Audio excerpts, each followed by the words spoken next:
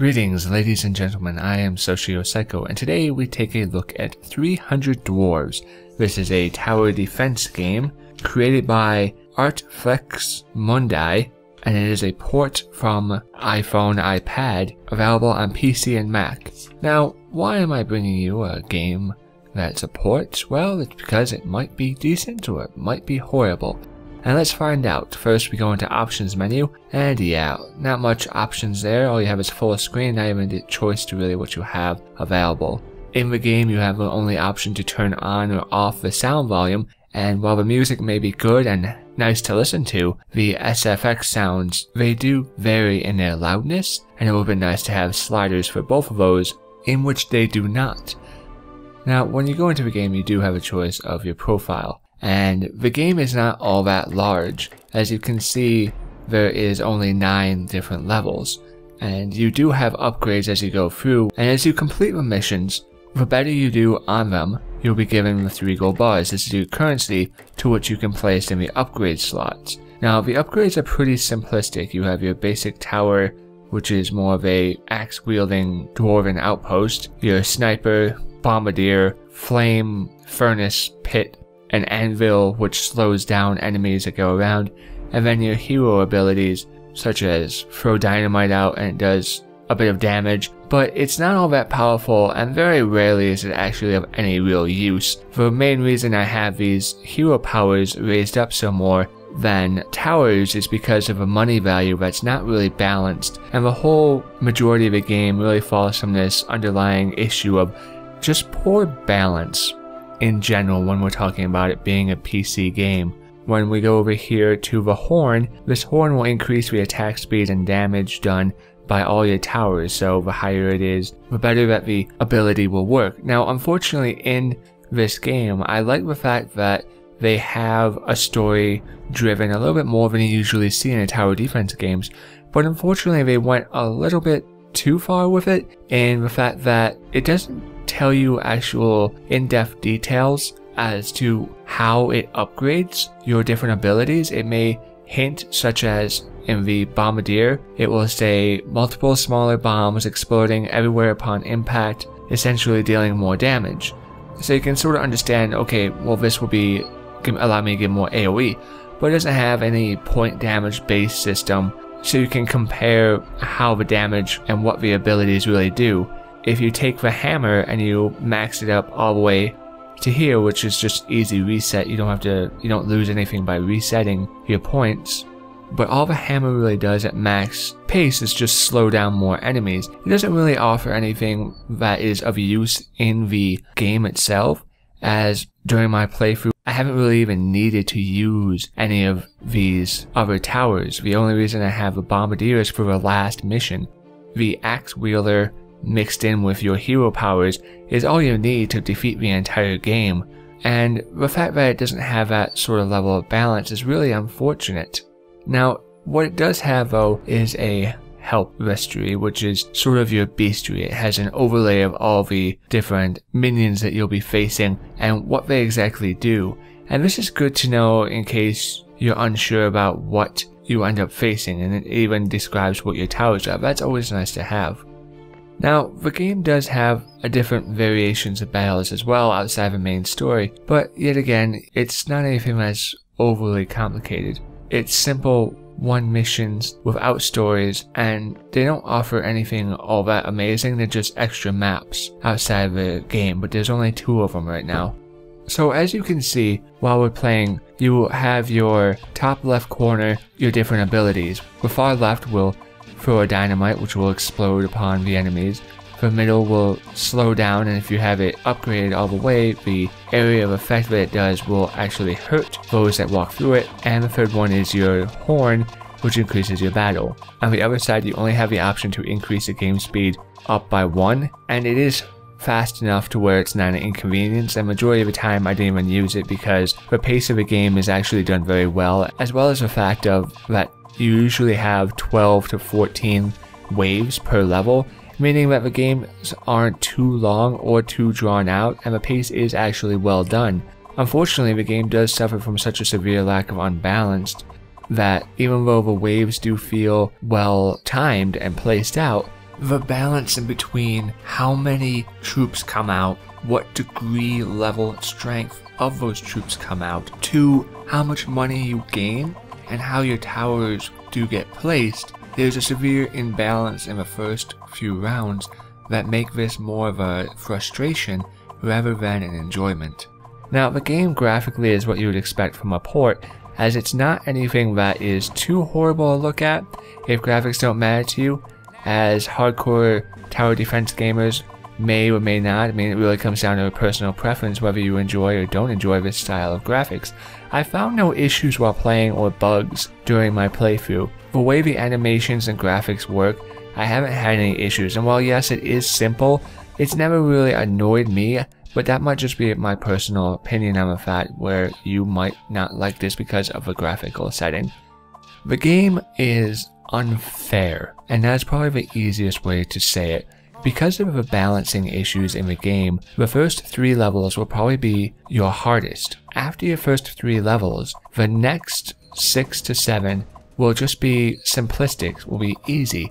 You'll have enough money to upgrade your tower all the way, and the enemies that come out can't even withstand the towers. You don't need much variety in what your towers place, and it's not difficult to use your tower. Like I said, I completed basically every mission with just using the Dwarven outpost tower and upgrading it the full way. Now, they do have a large variation of how far you upgrade a tower, which is nice that it has a bit of a downward rabbit hole shoot upon upgrading your tower.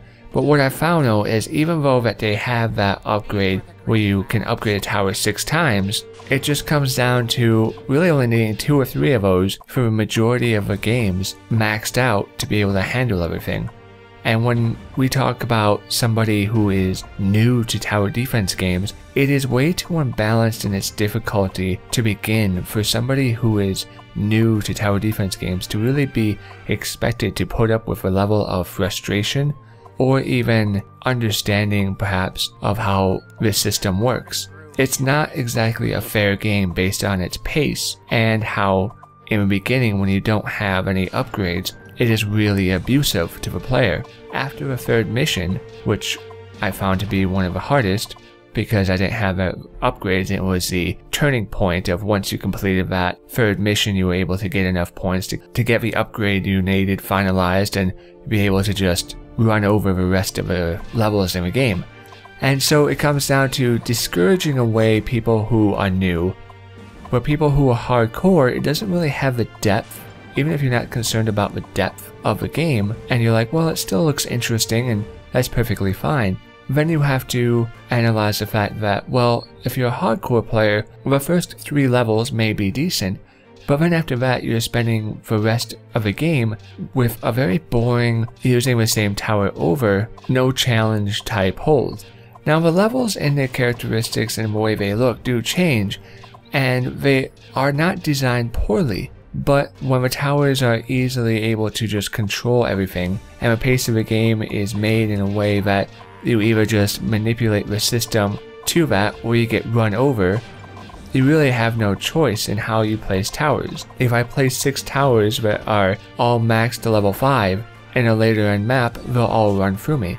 But if I place 2 towers which are level 6, I'm good chance with my hero abilities I can hold off the lines. It's a severe disconnect in how the damage in enemies and towers and abilities of towers coexist with each other. Like I said in the beginning, it really just comes down to a major case of unbalanced. And really the only person that might be able to find this game captivating and not frustrating, because that's the real pinnacle right there, because you do not want to be overly frustrated by the game you play. And so if you are new, you'll be frustrated, and if you're a hardcore tower defenser, you may be frustrated later on how easy it is. So really the best type of person to play this sort of game is somebody who is experienced in tower defense games, but is not experienced enough to consider themselves hardcore, and they're looking for a challenge. They want something that may push them to be a little bit better, because that's really the only type of mindset you can really be in to play this game. The enemy variety in the game is actually pretty well done. I will note that the enemy variety in the game is variable. They do have quite a bit of different styles of enemies, in between ones that nerf the damage and speed that your towers do to completely closing down and webbing up your towers altogether, or giving a sort of stone skin armor defense bonus to their allies. In between, the difference of how the enemies help out each other is actually a nice bit of information to have in this game.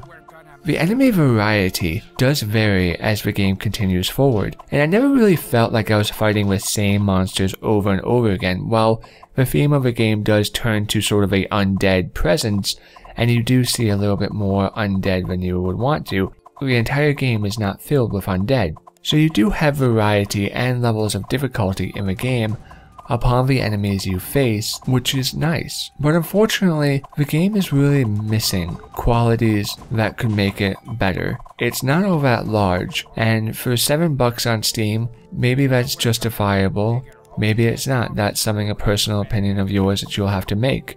There's not all that much content to the game, and like I said before, the main issue is just balance in between the enemies that come out and what you have to fight. And the reason in the beginning of the game, the first 3 levels, why it seems so difficult is because the towers are not all that well constructed. You do not have the option to decide which you want your towers to attack. The nearest enemy or the furthest enemy, the one with the most HP or the one with the least HP. Because of this, in the early stages of the game, your towers are automatically programmed to go for the highest armored or health-based target, meaning that a bunch of the little guys will just tag along with one big guy, all your towers will be attacking the big guy, and the little ones will end up getting through. That was an issue I had in the earlier stages, which made it more frustrating than enjoyable.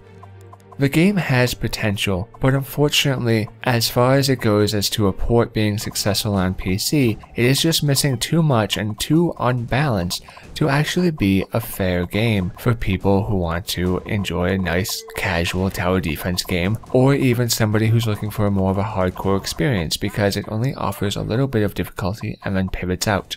So ladies and gentlemen, this has been my thoughts about this game. I've put about 7 hours in it, and I can safely say that it is just too variable for me to be able to recommend it as a whole to my audience.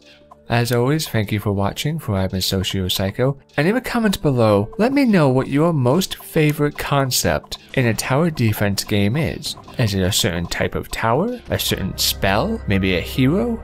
Let me know what you think about tower defense games. And as always, thank you for your support and viewership, and I'll see you next time.